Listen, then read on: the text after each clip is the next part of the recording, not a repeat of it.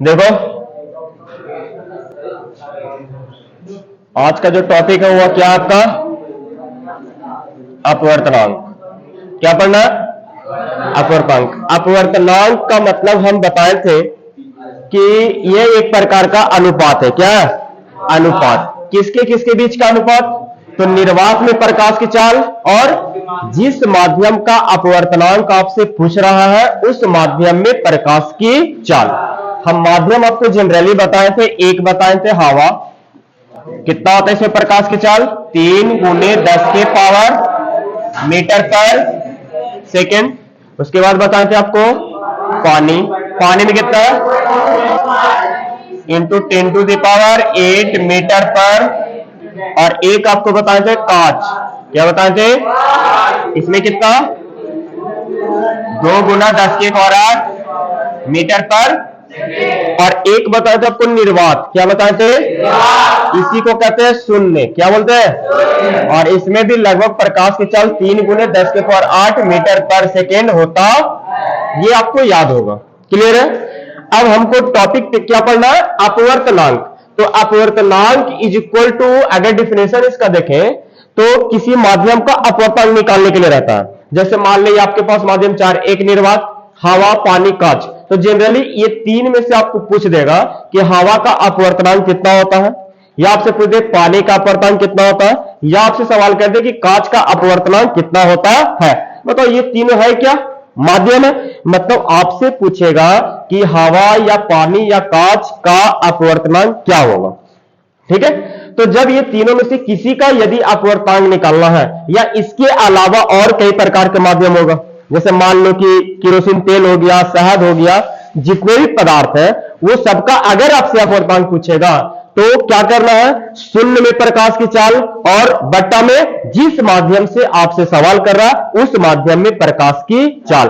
दोनों को सॉल्यूशन करने के बाद जो भी मेरा रेशियो निकल कर आएगा, अनुपात आएगा, वो क्या कहलाएगा? अपवर्तनांक कहलाएगा। जैसे एक एग्जांपल लेते हैं। मान लो आपसे सवाल कर दिया कि पानी का अपवर्तनांक ज्ञात करें। पानी का अपवर्तनांक, पानी का अपवर्तनांक ये आपसे पूछ रहा है। तो कुछ नहीं करना है, पानी का अपवर्तनांक, पानी का अपवर्तनांक इज इक्वल टू किसके किसके बीच का अनुपात? तो शून्य, शून्य या इसी को क्या बोलते हैं? निर्वात। तो शून्य या निर्वात में प्रकाश की चाल, प्रकाश की चाल। अब बट्टा नीचे में कौन रहेगा? बट्टा में किसको रखेंगे? तो जिस माध्यम का आपसे सवाल किया था, सवाल में क्या पूछा आपसे? पानी। तो नीचे रखेंगे पानी में प्रकाश की चाल, पानी में प्रकाश की चाल। अब बताइए दोनों माध्यम प्रकाश की चाल पता है आपको? ध्यान देना। शून्य या निर्वात में प्रकाश की चाल कितना? 3 into 10 to the power 8 metre per second. तो वैल्यू पुट करो, 3 गुना 10 के पावर 8 मीटर पर अपॉन पानी में प्रकाश की चाल कितना बाबू? तो 2.25 ये वाला यहां पर रखेंगे, 2.25 गुने 10 के पावर 8 मीटर पर। अब इसको सॉल्यूशन केवल कर देना है। ठीक है? क्या कर देंगे? इसको सोल्व। तो मीटर पर सेकेंड से मीटर पर सेकेंड, 10 के पावर 8 से 10 के पावर 8, यहां कितना बच गया? तो 3/2.25। ये पॉइंट हटेगा तो गुना में ऊपर 100 हो जाएगा। अब इसको काटो 5 से, तो 5 चौको 20 और 5 पचे 25। 5 से कट जाएगा ये 20 मरतबे, 5 से कटेगा 4 मरतबे, 5 से कटेगा 9 मरतबे, और 3 से 9 कट जाएगा 3, यानी कि ऊपर बचा 4 और नीचे में 3, यानी 4/। अगर 3 से इसको भागा दे तो लगभग कितना जाएगा? 1.33। यही ना आएगा? 4 को भागा दे 3 से कितना आएगा? 1.33। मतलब ये जो 1.33 है वो क्या है? पानी का अपवर्तनांक। बात समझ में आ गया? तो अगर ऑब्जेक्टिव सवाल दे दो, ऑब्जेक्टिव में यही पूछेगा हवा का, पानी का या कांच का। ठीक है? अपवर्तनांक कितना होता है? तो कुछ नहीं करना, शून्य में प्रकाश की चाल और बट्टा में जिस माध्यम का आपसे सवाल करेगा उस माध्यम में प्रकाश की। चलिए अगर मान लो हवा का आपसे सवाल कर देगा तो कितना होगा? थोड़ा सा सोच के बताओ। हवा में तो ऊपर रखेंगे निर्वात या हवा में प्रकाश की चाल कितना होता है? 3 गुना 10 के पावर, और हवा में भी लगभग उतना ही होता है। तो ये पूरा क्या हो जाएगा, तो पूरा कटेगा तो कितना बचेगा, मतलब हवा में हवा का अपवर्तनांक कितना, कोई दिक्कत। अब जिसका भी पूछेगा निकल जाएगा आसानी से, जिसका भी पूछे उससे भागा दे देना है, किसमें, शून्य में या निर्वात में प्रकाश की चाल। क्लियर है। तो यहां से डिफिनेशन निकल के आता है कि ये अपवर्तनांक क्या होता है, तो शून्य में प्रकाश की चाल और जिस किसी माध्यम में प्रकाश की चाल का अनुपात उस माध्यम का अपवर्तनांक कहलाता है। कोई दिक्कत। अब इसको दर्शाएंगे कैसे, अब बड़ा हमेशा जब सॉल्यूशन रहेगा तो इतना बड़ा तो नहीं लिखेंगे, पानी का अपवर्तनांक, तो अपवर्तनांक को सूचित करते हैं एन से, किसी से, अगर इसको पानी का अपवर्तनांक नहीं कहता, अपवर्तनांक को दर्शा देंगे एन से। अब पानी को इंग्लिश में बोलते हैं वाटर, शुरू होता है किस वर्ड से, डब्ल्यू से, तो लिख देंगे एन डब्ल्यू। इसका मतलब हो गया पानी का अपवर्तनांक। कोई दिक्कत। अगर मान लो कांच का पूछे आपसे, तो कांच को इंग्लिश में बोलते हैं ग्लास, जी से शुरू होता है, तो लिख देंगे एन जी। इसका मतलब हो गया ग्लास का अपवर्तनांक। क्लियर है। तब किसी का भी पूछे निकल जाएगा। चलिए तो आप हेडिंग बनाइए पहले, अपवर्तनांक, हेडिंग बनाइए अपवर्तनांक और डिफिनेशन लिखिए पहले।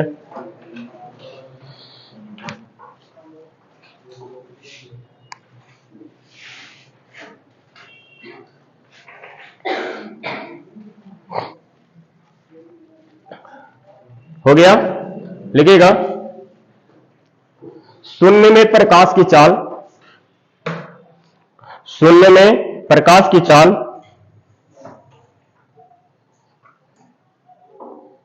शून्य में प्रकाश की चाल एवं, शून्य में प्रकाश की चाल एवं किसी माध्यम में प्रकाश की चाल का अनुपात, किसी माध्यम में शून्य में प्रकाश की चाल और किसी माध्यम में, और किसी माध्यम में, किसी माध्यम में प्रकाश की चाल का अनुपात, प्रकाश की चाल का अनुपात,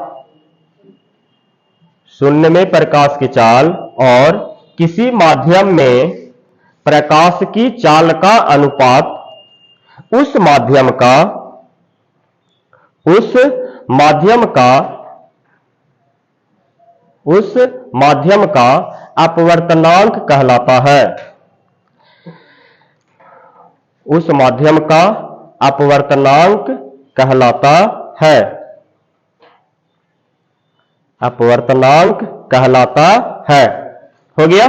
चलिए नीचे से पॉइंट लिखिएगा, इसे, इसे एन द्वारा सूचित किया जाता है, इसे एन द्वारा सूचित किया जाता है, इसे एन द्वारा सूचित किया जाता है। ठीक है। फॉर्मूला लिख लेंगे हम, अपवर्तनांक इज इक्वल टू क्या हो जाएगा,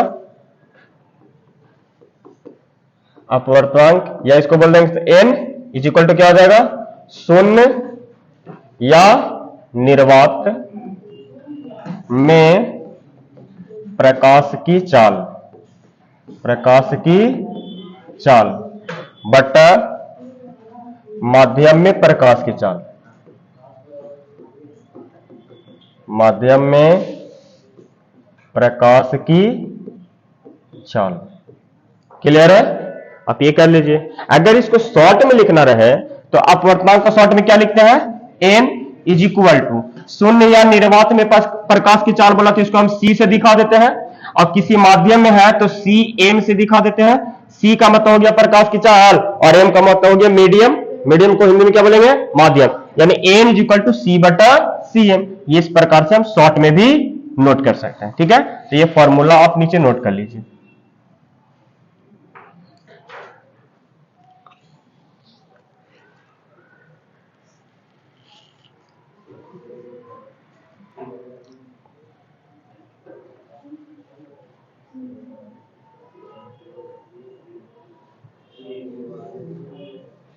हो गया।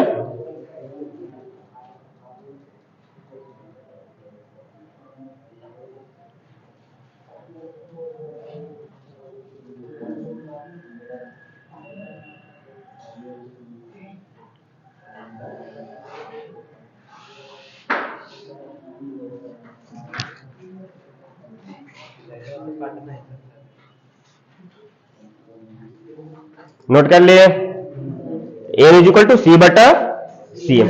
अगर इसका मात्रक पूछे आपसे तो क्या होगा, इसका कोई मात्रक होगा?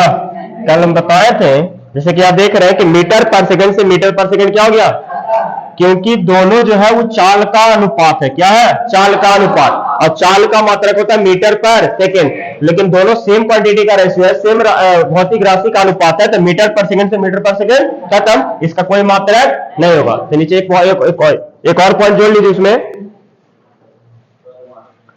देखो इसका कोई मात्रक नहीं होता है, इसका कोई मात्रक नहीं होता है,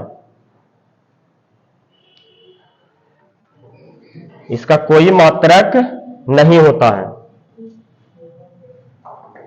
इसका कोई मात्रक नहीं होता है। हो गया? एग्जाम्पल में लिख लीजिए, पानी का अपवर्तनांक बराबर वाट।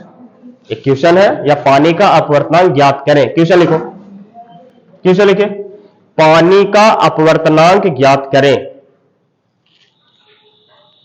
पानी का अपवर्तनांक ज्ञात करें।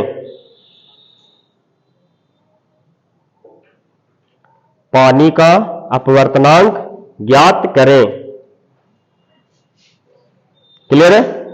बन जाएगा खुद से, क्योंकि देखिए यहां पे बनाया हुआ पानी का अपवर्तनांक निकालना था, तो शून्य या निर्वात में प्रकाश की चाल और बट्टा में पानी में प्रकाश की चाल, दोनों का वैल्यू पुट किए और इसको क्या कर दिए, सोल्व कर। सोल्व करने पे कितना आ गया? 1.33। तो पानी का अपवर्तनांक कितना हो गया? 1.33। ठीक है, बना लीजिएगा खुद से, बन जाएगा खुद से, नहीं तो नोट कर लीजिए, नोट करो।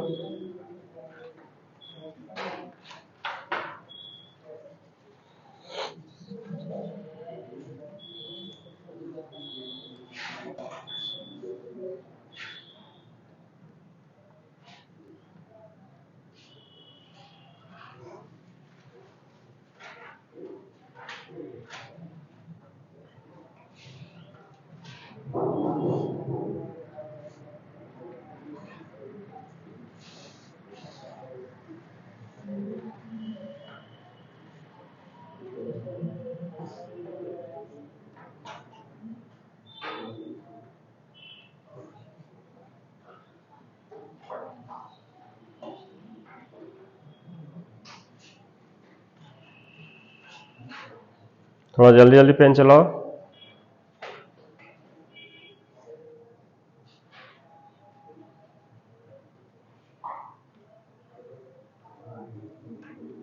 समझ में आया? दे रहे हैं सवाल तुरंत।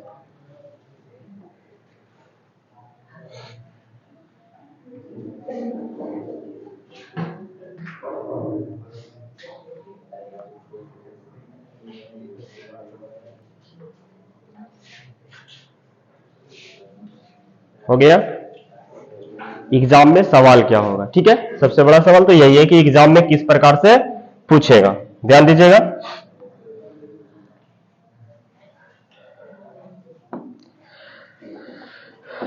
पहला सवाल आपसे एग्जाम में करेगा कि अपवर्तनांक से आप क्या समझते हैं। पहला सवाल क्या होगा? अपवर्तनांक से क्या समझते हैं। ठीक है, 2 नंबर में एक सवाल आपसे कर देगा कि ये सब माध्यम है, इन माध्यमों में बोलेगा कि हवा का अपवर्तनांक कितना होता है, ये आपसे पूछ देगा।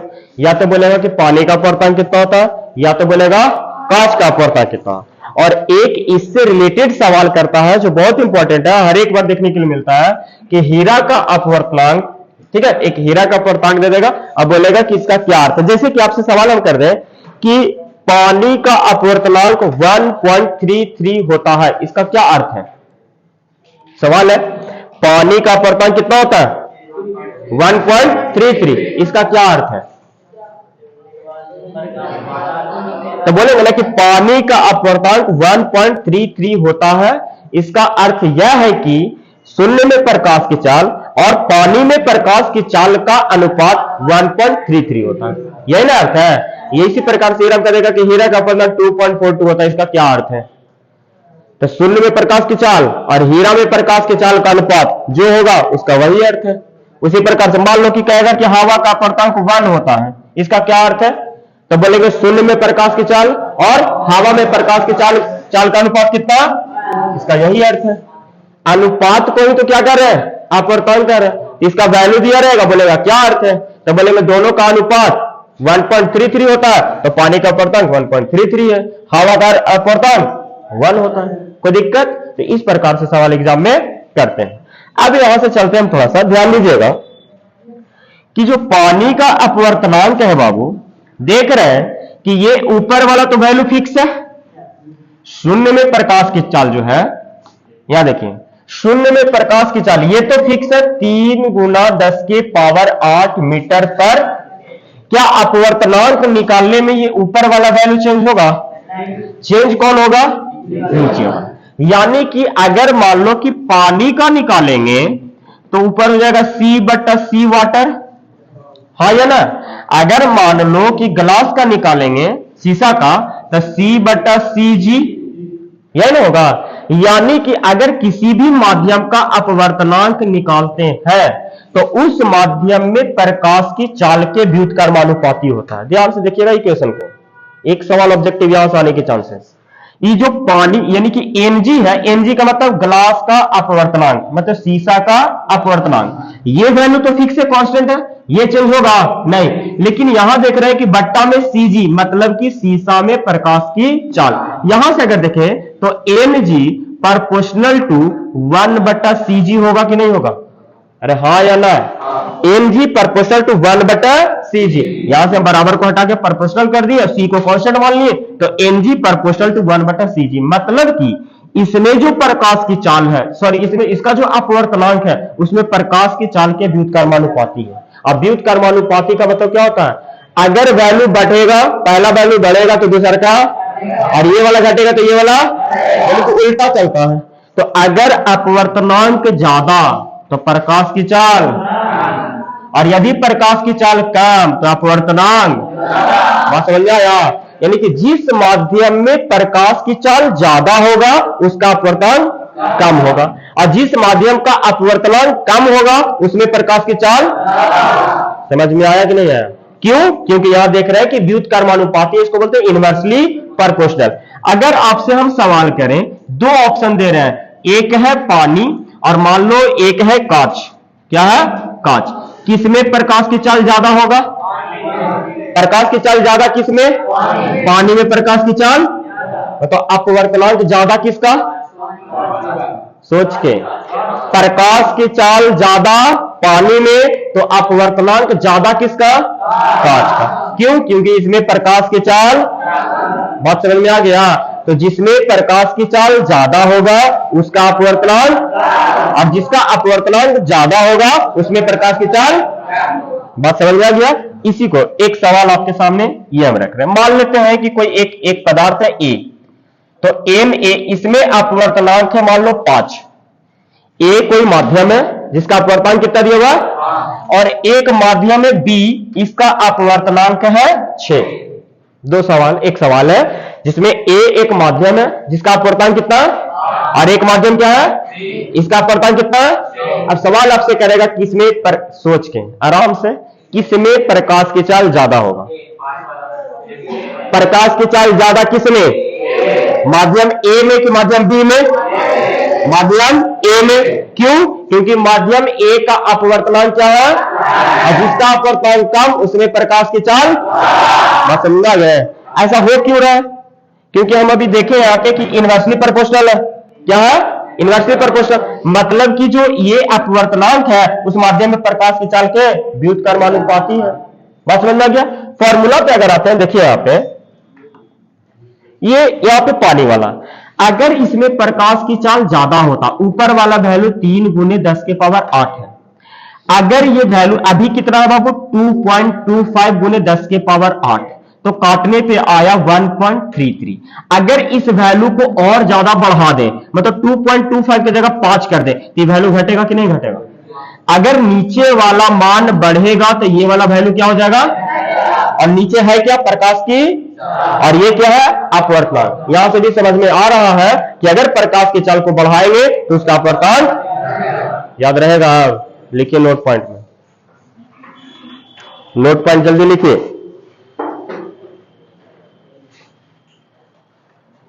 देखो किसी माध्यम का अपवर्तनांक, किसी माध्यम का अपवर्तनांक, किसी माध्यम का अपवर्तनांक, किसी माध्यम का अपवर्तनांक उसमें प्रकाश की चाल के व्युत्क्रमानुपाती होता है। किसी माध्यम का अपवर्तनांक उसमें प्रकाश के चाल के व्युत्क्रमानुपाती होता है। किसी माध्यम का अपवर्तनांक उसमें प्रकाश की चाल के व्युत्क्रमानुपाती होता है। उसमें प्रकाश की चाल के व्युत्क्रमानुपाती होता है। क्लियर है? लिख लिए? ठीक है, तो उसके नीचे हम एक इक्वेशन लिख लेंगे। अपवर्तनांक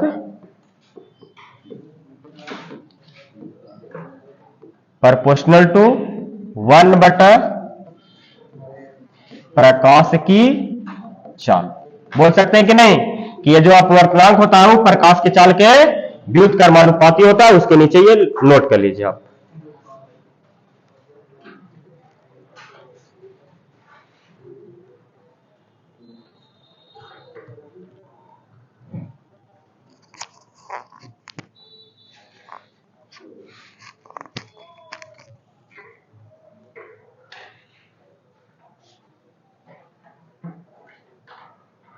हो गया? तो यहां से बोल सकते हैं कि जिस माध्यम का अपवर्तनांक कम उसमें प्रकाश की चाल अधिक, और जिस माध्यम का अपवर्तनांक अधिक उसमें प्रकाश की चाल। तो नोट पॉइंट 2 करके ये पॉइंट लिख लो। नोट पॉइंट 2 लिखिए, जिस माध्यम का अपवर्तनांक, जिस माध्यम का अपवर्तनांक, जिस माध्यम का अपवर्तनांक अधिक होता है, जिस माध्यम का अपवर्तनांक अधिक होता है उसमें प्रकाश की चाल, जिस माध्यम का अपवर्तनांक अधिक होता है उसमें प्रकाश की चाल, उसमें प्रकाश की चाल कम होता है, उसमें प्रकाश की चाल कम होता है, तथा जिस माध्यम का अपवर्तनांक, पहले कुछ लिखा है अधिक लिखवा है, पहले लाइन में अधिक था, अभी लिखेंगे कम। जिस माध्यम का अपवर्तनांक कम होता है, जिस माध्यम का अपवर्तनांक कम होता है उसमें प्रकाश की चाल, जिस माध्यम का अपवर्तनांक कम होता है उसमें प्रकाश की चाल, उसमें प्रकाश की चाल अधिक होती है, उसमें प्रकाश की चाल अधिक होती है। कोई दिक्कत? समझ में आया अपवर्तनांक? अब यदि अपवर्तनांक से सवाल आए तो छूटेगा नहीं। ठीक है, पहला सवाल क्या है?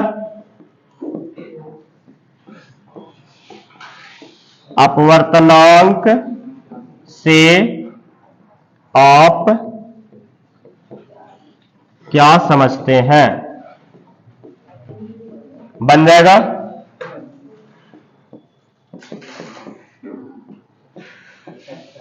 अपवर्तनांक का मात्रक क्या होता है? बन जाएगा। तीसरा सवाल, हवा, हल्ला नहीं, हवा का अपवर्तनांक कितना होता है? सवाल लिखते चलिए।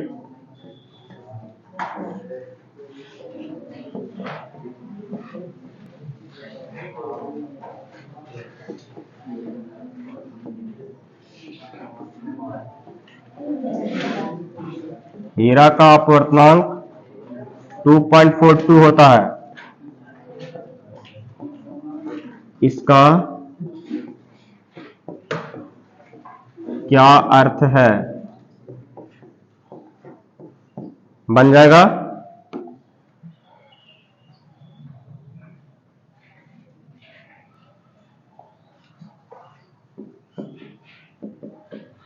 5वां सवाल,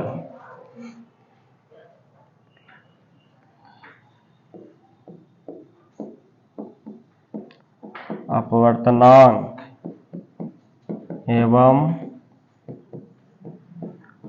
प्रकाश की चाल के बीच कैसा संबंध है?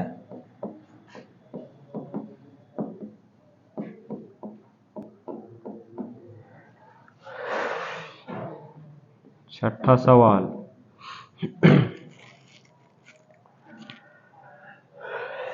नोट कर रहे हैं सवाल को। अपवर्तनांक से आप क्या समझते हैं? अपवर्तनांक का मात्रक क्या होता है? हवा का अपवर्तनांक कितना होता है? हीरा का अपवर्तनांक 2.42 होता है, इसका क्या अर्थ है? अपवर्तनांक एवं प्रकाश की चाल के बीच कैसा संबंध है? एक और सवाल लिख लीजिए, पानी का अपवर्तनांक ज्ञात करें। ये सवाल आप नोट कीजिए।